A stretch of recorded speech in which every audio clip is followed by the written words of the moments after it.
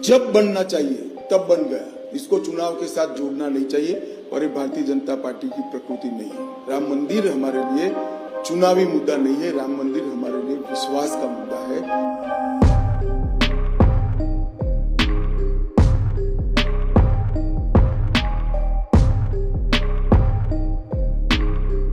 बोलो सियावर रामचंद्र की। लेकिन घमंडिया गठबंधन के लोगों को राम मंदिर से भी परेशानी है।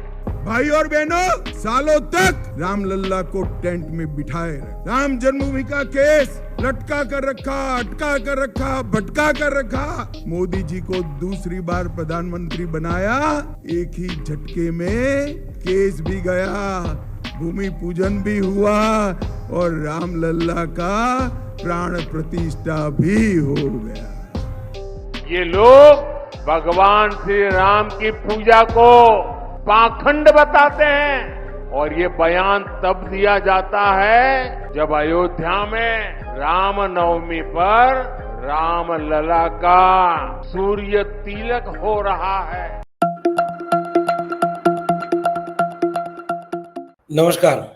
तो आपने देखा कि कैसे चुनाव आयोग ने एक शर्त रखी है कि कोई भी राजनीतिक व्यक्ति राजनीतिक रैली में धर्म के नाम पर वोट नहीं मांगेगा। लेकिन भारतीय जनता पार्टी खुलेआम धर्म के नाम पर भावनात्मक रूप से अपील करके वोट मांगने का काम कर रही है। भारतीय जनता पार्टी की तरफ से सबसे बड़े नेता खुल करके धर्म, राम मंदिर, आस्था, विरासत, इसके नाम पर वोटरों से अपील कर रहे हैं। जैसे गृह मंत्री का आपने ये वाला भाषण सुना होगा। हम तो कांग्रेस भी अगर राम मंदिर बनाती, हालांकि ये बनाएंगे नहीं, मगर बनाती तो हम इतने ही खुश होते। जब बनना चाहिए तब बन गया। इसको चुनाव के साथ जोड़ना नहीं चाहिए और ये भारतीय जनता पार्टी की प्रकृति नहीं है।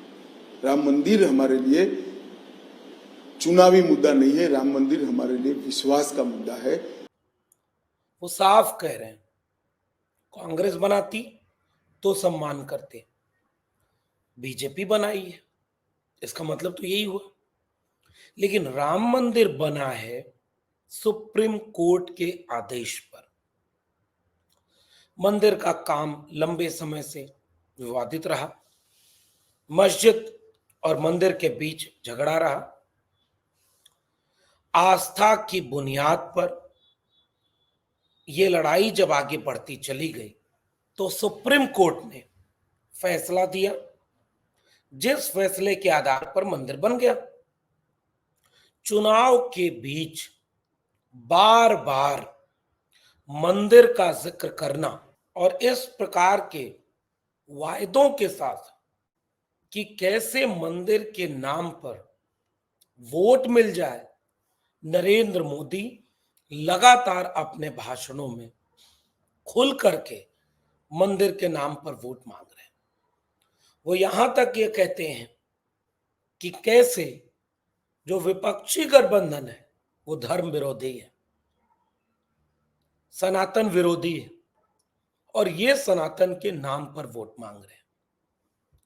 ये सारे वे लोग हैं जो देश के सबसे बड़े पद पर बैठे हुए हैं। चुनाव किस नाम पर होना चाहिए? कितनी बार प्रधानमंत्री नरेंद्र मोदी ने अपने भाषण में शिक्षा के नाम पर वोट मांगने की बात की, रोजगार के नाम पर वोट मांगने की बात की, महंगाई, पढ़ाई, कमाई, दवाई, सिंचाई के नाम पर वोट मांगने की बात की। यह सब कुछ दिखा रहा है 23 करोड़ लोग गरीबी रेखा के नीचे चल गए और नीति आयोग की एक रिपोर्ट के आधार पर बीजेपी कहती है कि 25 करोड़ लोगों को उसने गरीबी रेखा के ऊपर निकाल दिया।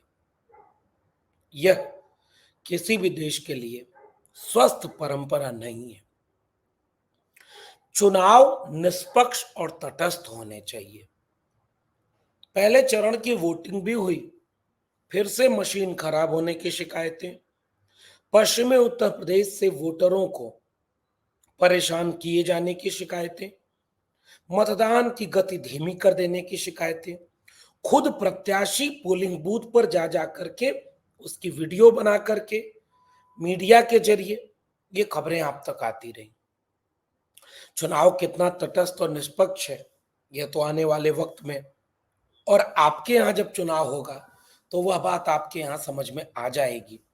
लेकिन चुनाव आयोग जैसी कोई एक चीज होती है, एक जमाना था जब चुनाव आयोग इतना ताकतवर, इतना मजबूत, इतना सक्षम हुआ करता था कि बड़ी बड़ी कार्रवाइयां हुआ करती थी। अब तो लंबे अरसे से ऐसा लगता है कि चुनाव आयुक्त प्रेस कॉन्फ्रेंस में आकर शायरी सुनाने से आगे बढ़ करके अब कोई ऐसा नया काम नहीं कर रहे जिससे लोगों का यकीन चुनाव आयोग जैसी संस्था पर बने। चुनाव आयोग की जिम्मेदारी है कि वह तटस्थ, निष्पक्ष वोट कराए और कोई भी जो आचार संहिता का एक पैमाना कसौटी बनी हुई है उस कसौटी पर चल करके अगर लिखा है उसमें कि धर्म के नाम पर आप वोट नहीं मांग सकते, धर्म, जाति, भाषा के आधार पर वोट मांगा तो कार्रवाई होगी, ये चुनाव आयोग कहता है। वहीं बीजेपी का बिहार का ट्विटर हैंडल खोल करके लिखता है, वोट देने जा रहे हैं तो याद जरूर रखिएगा रामलला का मंदिर किसने बनवाया। फिर एक बार मोदी सरकार, यह हैशटैग और एक बड़ा सा पोस्टर, रामलला का मंदिर किसने बनवाया। बीजेपी यह दावा कर रही है कि रामलला का मंदिर उसने बनवाया है और खुलेआम मंदिर के नाम पर वोट मांग रही है। क्या यह चुनावी आचार संहिता का उल्लंघन नहीं है?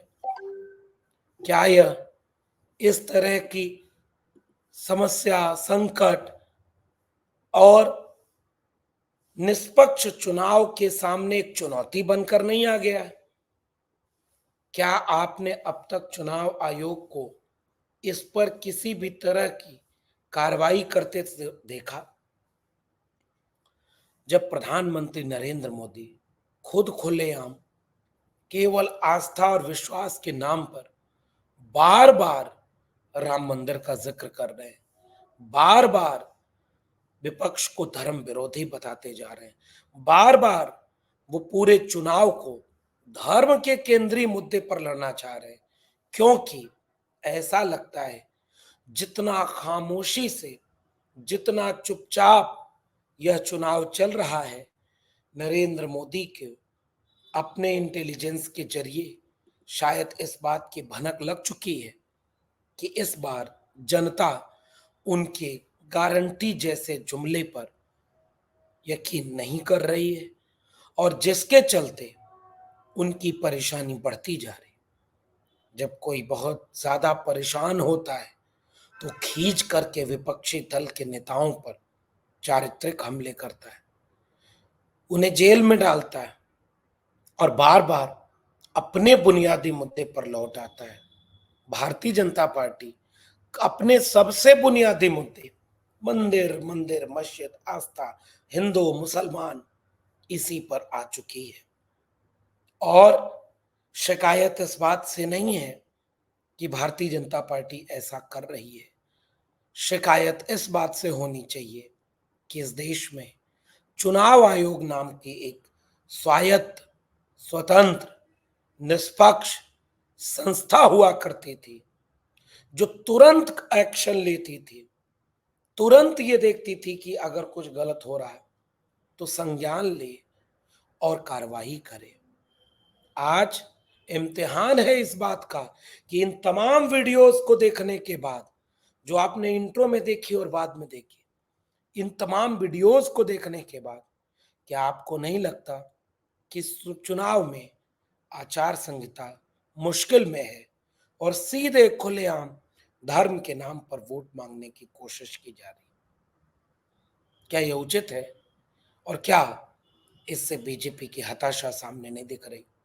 और क्या ये बीजेपी की सबसे बड़ी चाल तो नहीं कि जब सारे मुद्दे फेल हो रहे हो, जनता अपने मुद्दों पर चुनाव लड़ रही हो और जनता चुनाव लड़ रही हो, तो नरेंद्र मोदी वापस अपने उसी मुद्दे पर लौट गए हैं।